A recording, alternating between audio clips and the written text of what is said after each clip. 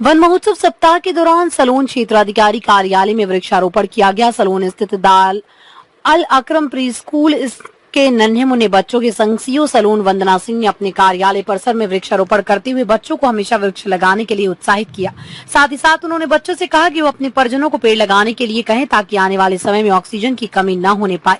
बच्चों से बात करते हुए सीईओ ने कहा कि हर व्यक्ति के लिए वृक्ष महत्वपूर्ण है। अगर हर व्यक्ति वृक्षारोपण की तरफ ध्यान दे ले तो जो आने वाला मानसून है उसमें कभी परेशानी न हो और अन्य आपदाओं से भी बचा जा सकता है। सीईओ ने लोगों से भी अपील करते हुए कहा है कि हर व्यक्ति को वृक्ष लगाने के लिए संकल्प करें और अधिक से अधिक वृक्ष लगाएं ताकि आने वाला समय भयावह न हो। जबकि इस चक्रवात और आकस्मिक परिवर्तित हो रहे मौसम में वृक्षों का होना बहुत आवश्यक है। इस मौके पर सीईओ सलोन वंदना सिंह, प्रिंसिपल फरहीन फातिमा, मैनेजर मोहम्मद शारिब, अध्यापक जुफीन सिद्दीकी, अनिस सरफराज भाई, अयूब, अता, आदिल, मौलाना हम्माद आदि लोग मौजूद रहे।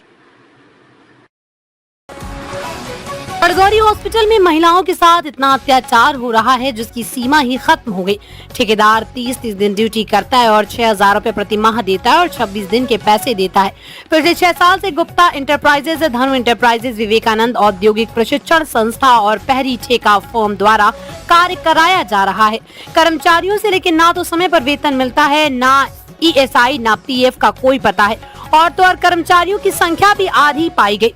आज जब निरीक्षण किया और अधीक्षक महोदय के सामने रजिस्टर बुलाए नहीं लेकर आया तो पता चला कि कर्मचारियों की संख्या बहुत कम है और ठेकेदारों से डरा डरा करके धमकी दे दे करके आता है और एक ड्यूटी के पैसे देता है। चिकित्सा विभाग वार्षिक निविदा ठेका कर्मचारी संघर्ष समिति मुख्य संघर्ष संयोजक मुकेश बांगड़, संघर्ष संयोजक नाथू सिंह गुर्जर और गंगोरी अस्पताल के अध्यक्ष कमला जायसवाल के नेतृत्व में सभी कर्मचारियों ने एकत्रित हुए और कर्मचारी व शोषण नहीं मिटाने पर आने वाले समय पर कार्य बहिष्कार का निर्णय लिया। आज हम सभी ठेका कर्मचारी गंगोरी हॉस्पिटल आए हैं जो एक ठेका कर्मचारी के साथ बहुत वर्षों से शोषण होता जा रहा था। आज उसकी सीमा खत्म हो गई। क्योंकि यहाँ पे 30 दिन काम करा करके ठेका कर्मचारियों को 26 दिन का वेतन दिया जाता है और डबल ड्यूटी करने के बाद उसकी ड्यूटी के पैसे नहीं दिए जाते। पिछले 6 साल से गुप्ता इंटरप्राइजेज फर्म, पहरी enterprises firm, general enterprise firm और विवेकानंद एंटरप्राइज फर्म के द्वारा PF PSI का कोई रिकॉर्ड नहीं कर्मचारियों के लिए। और आज जब हम अधीक्षक साहब से मिलने आए, उनसे रजिस्टर मंगवाए तो कोई रजिस्टर देने के लिए तैयार नहीं है। क्यों? क्योंकि जैसे गुप्ता के पास 105 ठेका कर्मचारियों का टेंडर है, उसके पास 87 कर्मचारी काम कर रहे हैं। इस प्रकार के कई शोषण को लेकर आज हम सभी महिला कर्मचारी और सभी कर्मचारी गंगोरी हॉस्पिटल में हैं और इसका कार्य का बहिष्कार कर रहे हैं। अगर हमारी मांगे नहीं मानी गई तो राजस्थान के सभी कर्मचारी ठेका कर्मचारी कार्य बहिष्कार करेंगे, जिसकी समस्त जिम्मेदारी राज्य सरकार की और चिकित्सा विभाग की होगी। अगर कोई ऐसी परेशानी होती है तो समस्त जिम्मेदारी राज्य सरकार की होगी। इतनी अति हो रही है कि 80 से पार हो चुका है। 30 दिन काम कराते, 26 दिन के पैसे देते, उनको कोई छुट्टी नहीं देते। अगर बाइयाँ कहीं जाती है तो वो एडजस्ट बाइयाँ करेंगी, वो ठेकेदार की कोई जिम्मेदारी नहीं है। और यहाँ शोषण सीपरों के साथ भी हो रहा है। 4 वर्कर से पूरी बिल्डिंग कराई जाती है, 2 लेडीजों को 2 घंटे बाद। इतना अत्याचार हो रहा है कि मैं आपको बता नहीं सकती। मेरे को खुद को 15 साल हो गए देखते। PF कटता है आपका? कटता है, कोई पता नहीं है, कोई पता नहीं है किसके पास सारा। इसमें 100 में से 1-2 क्या है अभी तक उसे, और कईयों की तो तनख्वाह भी रुकी पड़ी है। सैलरी टाइम पे नहीं आती। सैलरी टाइम पे नहीं आती है। 30 दिन काम लेते हैं हमसे और 6,000 की जगह 20,000 का काम कराया जाता है, पर इसका कोई सोल्यूशन है और ये कोई नहीं सुनना चाहते हमारे। आप क्या काम करती हैं? मैं वार्ड लेडी हूँ, मैं वार्ड लेडी का काम कर रही हूँ। और ये नाम मैडम, आपका नाम? कमला जायसवाल है मेरा।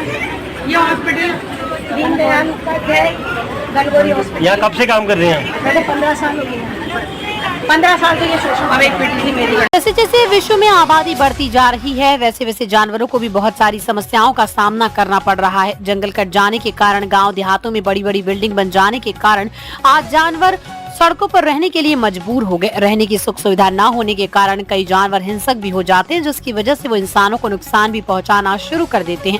लेकिन अक्सर देखा जाता है कि बहुत सारे जानवर जैसे कुत्ता, गाय, बिल्ली इत्यादि गाड़ियों से टकराकर जख्मी हो जाते हैं या उचित खाना न मिलने के कारण काफी ज्यादा समस्याओं का सामना करने लग जाते हैं। तो ऐसी स्थिति में आवश्यक हो जाता है कि कुछ ऐसे आश्रित होम बनाए जाए जहाँ पर किन जानवरों को आसरा मिल सके। आज हमारी मरुधर हिंद 24 न्यूज की टीम ने दिल्ली में औचंदी बॉर्डर पर आश्रय एनिमल केयर फाउंडेशन का निरीक्षण किया, जहां पर हमने पाया कि यहां पर फाउंडेशन का निरीक्षण किया जहां पर हमने पाया कि यहां पर फाउंडेशन के द्वारा लगभग 70 डॉग्स रखे गए जिनकी स्थिति काफी खराब है। कोई किसी बीमारी से पीड़ित है तो कोई किसी बीमारी से। फाउंडेशन को चल रही मंजुला जी का कहना है कि लोग अपने डॉग या छोड़ जाते तो है, लेकिन मदद के नाम पर कोई आगे नहीं आता। ये जीव जो बोल नहीं सकते, अपना दर्द बयां नहीं कर सकते, बात नहीं कर सकते, वो भूखे हैं, बीमार हैं, उनके लिए समाज के लोग आगे नहीं आते। मंजुला जी का कहना है कि वो पिछले 5 साल से इस आश्रय को चला रही हैं।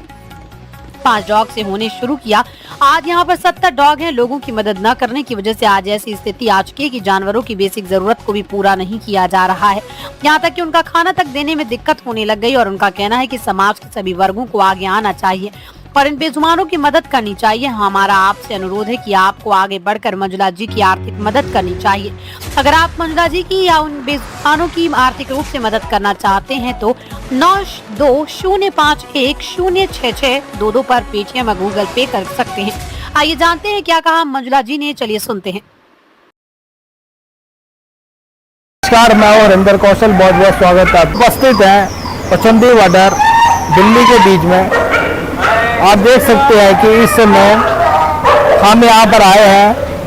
हम आपको दिखा रहे हैं कि ये आश्रय एनिमल केयर फाउंडेशन है, जहाँ पर कि आप देख सकते हैं कि यहाँ पर बहुत सारे यहाँ पर जो डॉग्स हैं उनको यहाँ पर रखा गया है। आप देख सकते हैं कि इस डॉग को देख सकते हैं कि काफ़ी बीमारी है, चोटें हैं। तो जो इस प्रकार के जो डॉग्स हैं जो कि अनअटेंडेड है, जिनको बीमारी हो जाती है, जो डिसेबल है, जिनका कोई इलाज नहीं करता है, उनको यहाँ पर लोग छोड़कर चले जाते हैं और यहाँ पर इस प्रकार के जो कुत्ते हैं उनका यहाँ पर इलाज किया जाता है।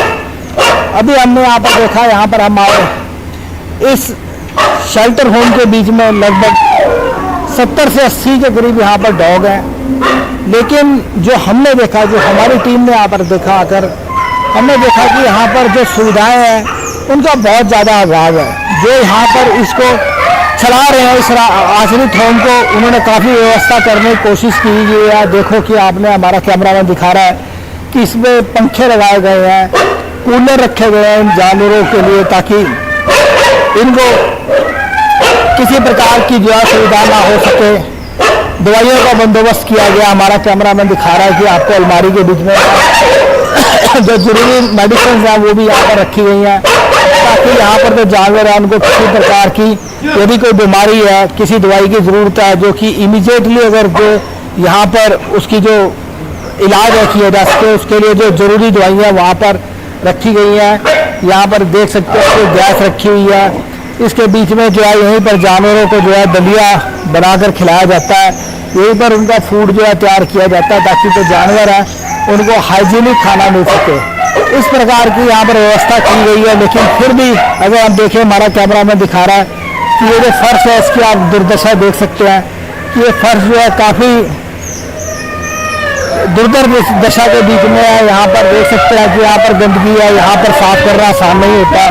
तो यहाँ पर अभी यहाँ पर बहुत सारी ऐसी चीज़ें हैं जिनकी ज़रूरत है। यहाँ पे जो इसको फाउंडेशन को चला रही हैं, इस आश्रय होम को चला रही हैं मंजुला जी, उनका कहना है कि जो आर्थिक तंगी के कारण, जो कि बहुत ज़रूरी है कि जब तक अगर कहीं से आर्थिक मदद नहीं आएगी तो इस प्रकार का शेल्टर होम चलाना जो है बहुत मुश्किल है। उनका कहना है कि उनको जो है इस प्रकार की आर्थिक तंगियों का सामना करना पड़ रहा है, जिसकी वजह से कई बार तो ये स्थिति भी आ जाती है कि यहाँ पर जो ये जानवर है ये बेजुबान है, ये बोल नहीं सकते। ये लोग हम और आप लोगों पर ही निर्भर करते हैं, इनको खाने की भी दिक्कत आ जाती है। यहाँ पर इनकी सफाई करने के लिए जो यहाँ सफाई कर्मचारी रखे गए हैं, वो भी जो वॉलंटरली यहाँ पर आके सेवा कर रहे हैं। उनको भी किसी प्रकार का कोई यहाँ से किसी प्रकार का भी अगर हम कहें तो आर्थिक मदद नहीं मिलती है।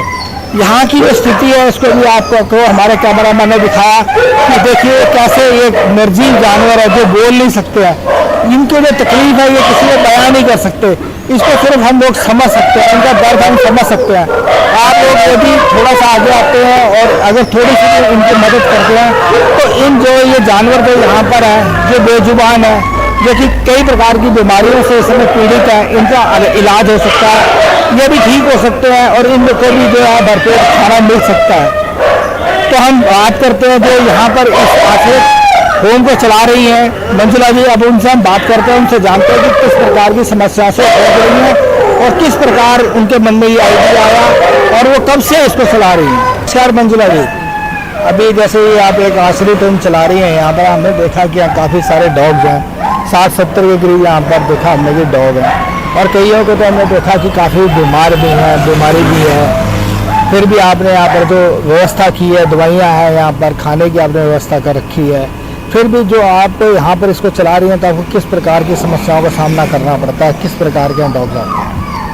नमस्ते सर, मैं मंजुला बोल रही हूँ। मैं आश्रय एनिमल केयर फाउंडेशन नाम से एक शेल्टर चला रही हूँ एनिमल्स के लिए, बेजुबानों के लिए, कोई सा भी हो बेजुबानों के लिए है।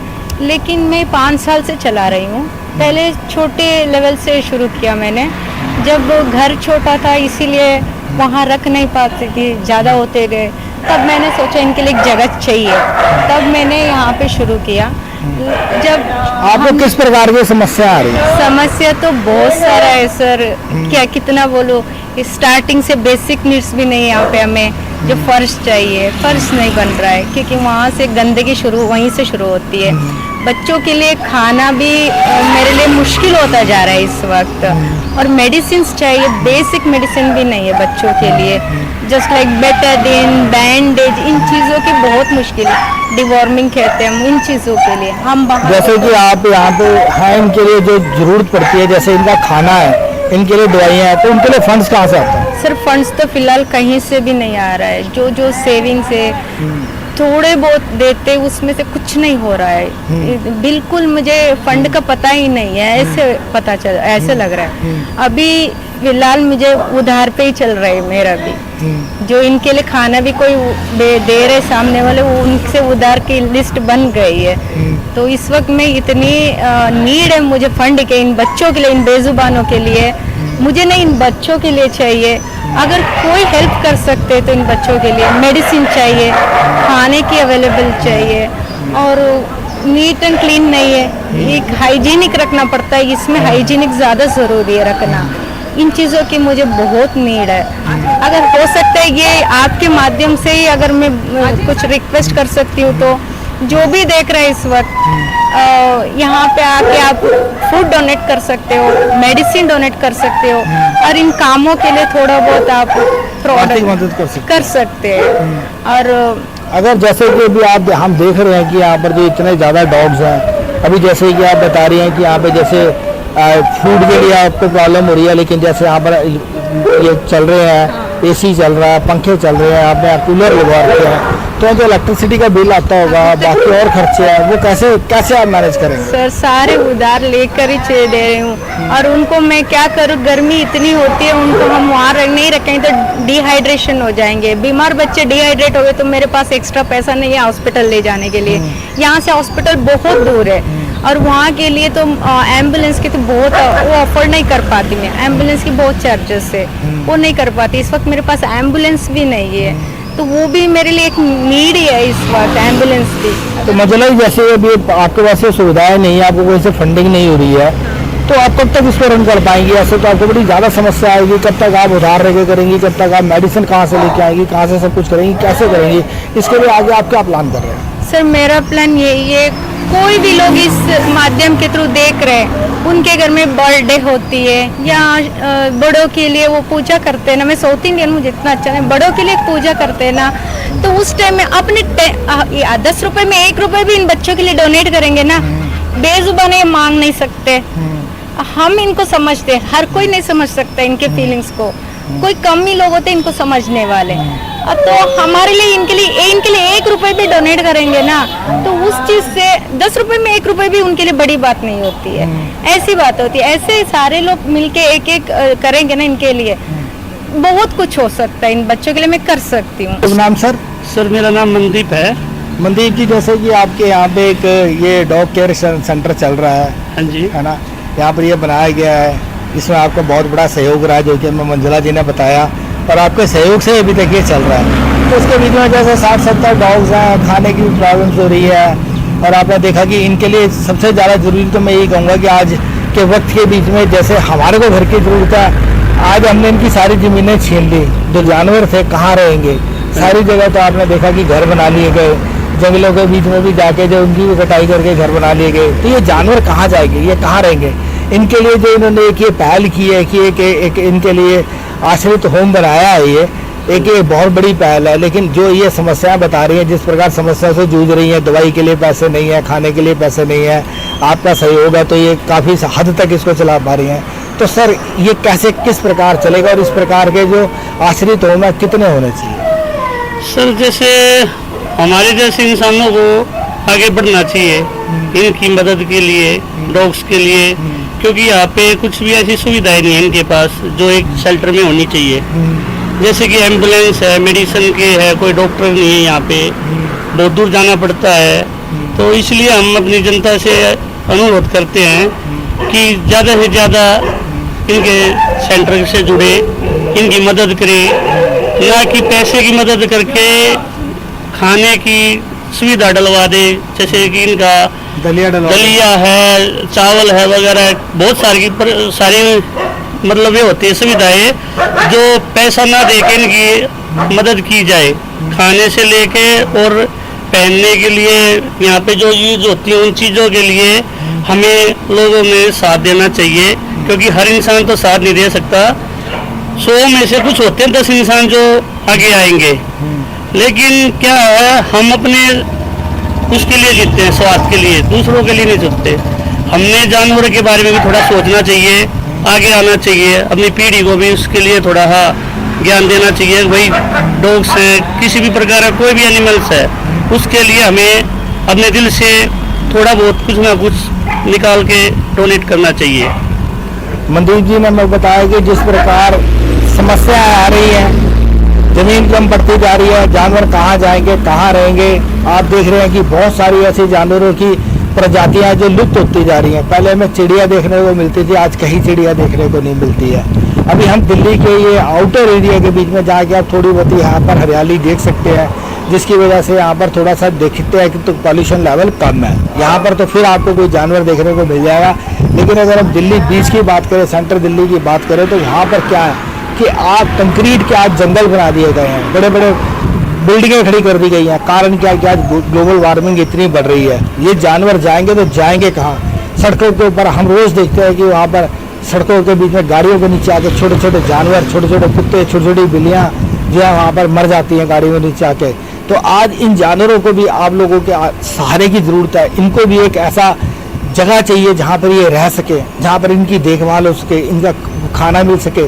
जैसे जब हम बीमार होते हैं, हमें तकलीफ होती है, हम सोचते हैं कि हमें कोई डॉक्टर के पास ले जाए, ये बेजुबान है, ये बोल नहीं सकते, लेकिन ये भी चाहते हैं कि इनका भी इलाज हो, इनको भी डॉक्टर के पास ले जाया जाए, इनको भी दवाई दिलाई जाए, इनको भी समय पर खाना मिले। तो ये सब कौन करेगा? हम और आप लोगों के पास इतना समय नहीं है कि हम आगे बढ़कर इस प्रकार के शेल्टर होम बनाए गए जाएंगे। लेकिन जिन्होंने ये शेल्टर होम बनाया है, हमारा एक दायित्व बनता है, हमारा एक फर्ज बनता है कि हम आगे बढ़कर उन लोगों की मदद करें, आर्थिक रूप से मदद करें।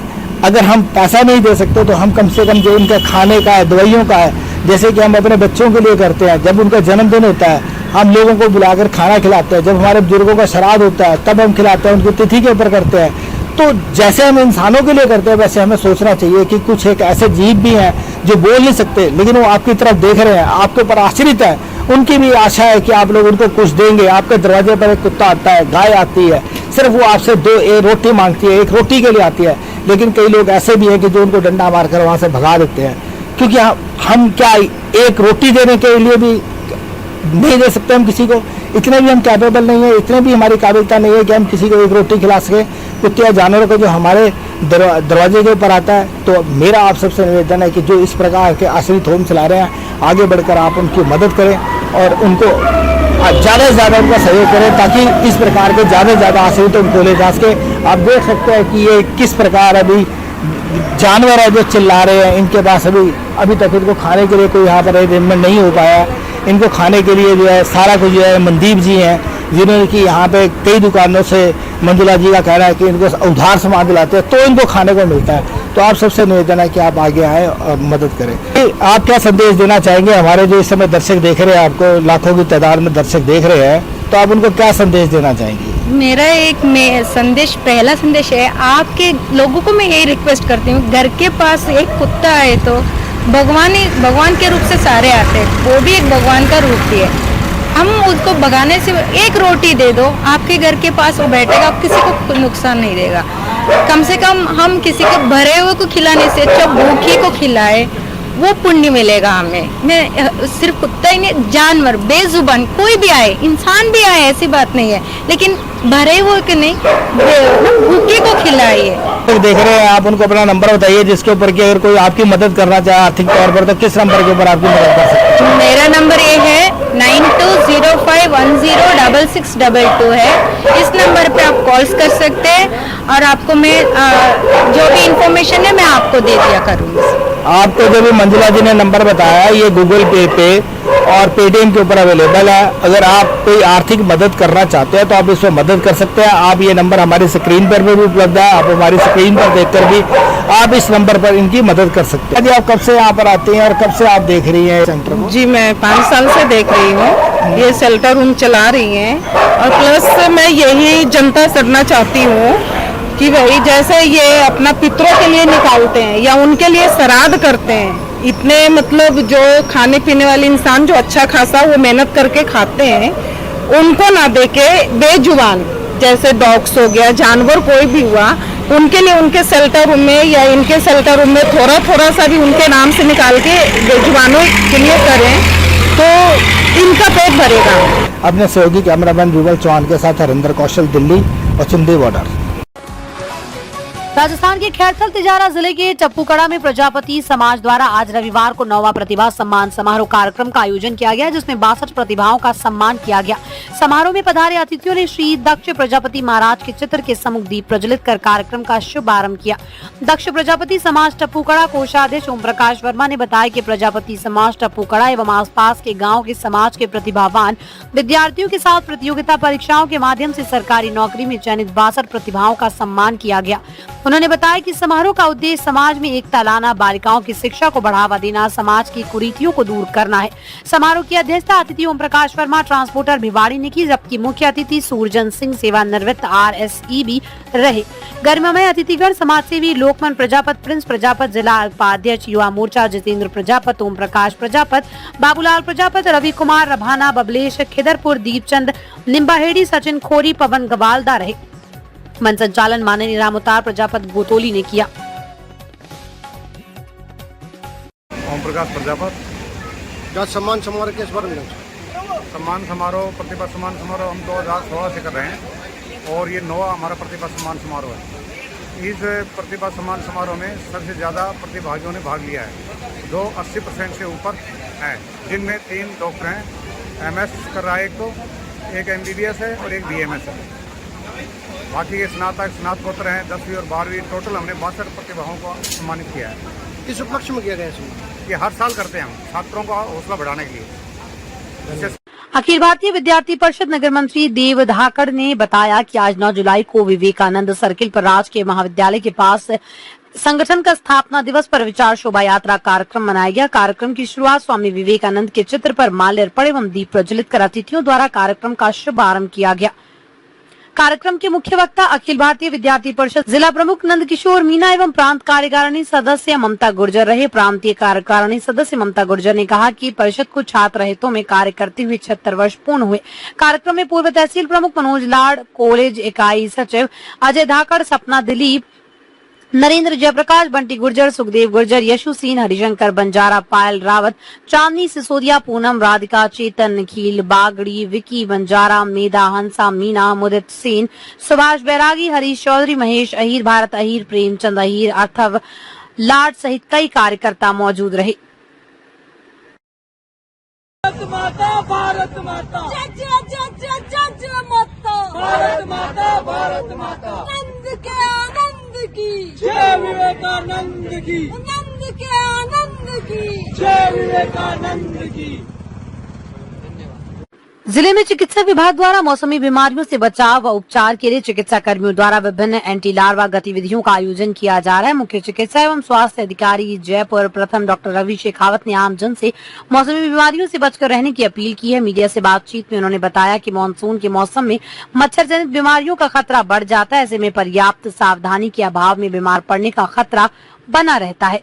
उन्होंने कहा कि चिकित्सा विभाग द्वारा इस संबंध में लगातार प्रयास किए जा रहे हैं। जुलाई माह को डेंगू रोकथाम माह के रूप में मनाया जा रहा है।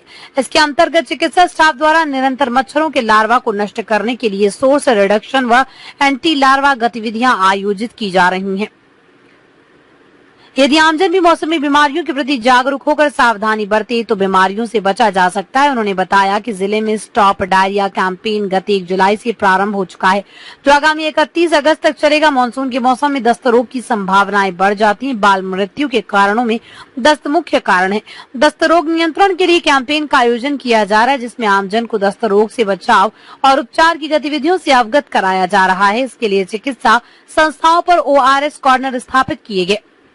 उन्होंने बताया कि आगामी 11 जुलाई को विश्व जनसंख्या दिवस के मौके पर झालाना स्थित राजस्थान इंटरनेशनल सेंटर में राज्य स्तरीय कार्यक्रम का आयोजन किया जाएगा। माननीय मुख्यमंत्री महोदय की गरिमामयी उपस्थिति में आयोजित होने वाले कार्यक्रम को सफल बनाने के लिए उन्होंने आमजन से इसमें अधिक से अधिक संख्या में सम्मिलित होने की अपील की। नमस्कार, मैं डॉक्टर रवि शेखावत, सीएमएचओ जयपुर प्रथम। जैसे कि आप सबको विदित है कि हमारा एक प्रोग्राम चल रहा है स्टॉप डायरिया 1 जुलाई से लेके 31 अगस्त तक, जिसके अंदर ORS और जिंक का वितरण किया जाएगा 5 साल तक के बच्चों के लिए, जिसमें जो लक्षित बच्चे हैं वो करीबन 4 लाख से अधिक है हमारे पास में, जिसमें हर घर जाके आशा ORS और जिंक की गोलियों का वितरण करेगी। साथ ही हमारे मौसमी बीमारियों के लिए आप सभी से निवेदन है कि अपने घरों में साफ सफाई रखिए। जहां पे पानी इकट्ठा हो सकता है, ऐसे परिंदे, ऐसे बर्तनों को खाली रखिए, जिसके कारण मच्छर नहीं पनपे और हम डेंगू और चिकनगुनिया, मलेरिया इत्यादि बीमारियों से बच सकें। एक आप सभी से निवेदन है कि हमारा एक प्रोग्राम जो निकट भविष्य में 11 जुलाई को मनाया जाएगा माननीय मुख्यमंत्री महोदय द्वारा, जिसका अवलोकन किया जाएगा RIC के अंदर जयपुर में। आप सभी से निवेदन रहेगा कि उस प्रोग्राम के अंदर सबसे ज्यादा भागीदारी दें और जिसमें हमारे माननीय मुख्यमंत्री उस प्रोग्राम का अनावरण करेंगे, अवलोकन करेंगे और इसमें हम जनसंख्या जो दिवस है उसको मनाएंगे 11 जुलाई को। धन्यवाद। खैरथल शहर में समीपवर्ती सिवाना रोड स्थित वल्लभ ग्राम फाटक के सामने संचालित सेंट जोसेफ स्कूल खैरथल में आज नन्हे मुन्ने बच्चों ने पौधे लगाकर पर्यावरण संरक्षण संदेश दिया। स्कूल डायरेक्टर साबू कुरियाकोस और प्रिंसिपल चित्रा साबू ने बताया कि पर्यावरण संरक्षण के उद्देश्य से आज शुक्रवार को स्कूल परिसर में पौधारोपण कार्यक्रम आयोजित किया गया। विद्यालय के नन्हे मुन्ने बच्चों ने स्कूल कैंपस में 100 से अधिक छायादार पौधे लगाकर उनकी देखभाल का संकल्प लिया। इस दौरान स्कूल डायरेक्टर साबू कुरियाकोस और प्रिंसिपल चित्रा साबू ने बच्चों को पर्यावरण का महत्व बताते हुए इसके संरक्षण की जरूरत की जानकारी दी और पेड़ लगाने के लिए प्रेरित किया। पौधारोपण के दौरान बच्चे काफी उत्साहित दिखे और उत्साहित होकर पौधारोपण किया। इस मौके पर अध्यापिका पुष्पा शर्मा, ममता सैनी, कोऑर्डिनेटर TP जोशी, अन्ना राज, विनय सैनी सहित समस्त स्टाफ ने अपना योगदान दिया।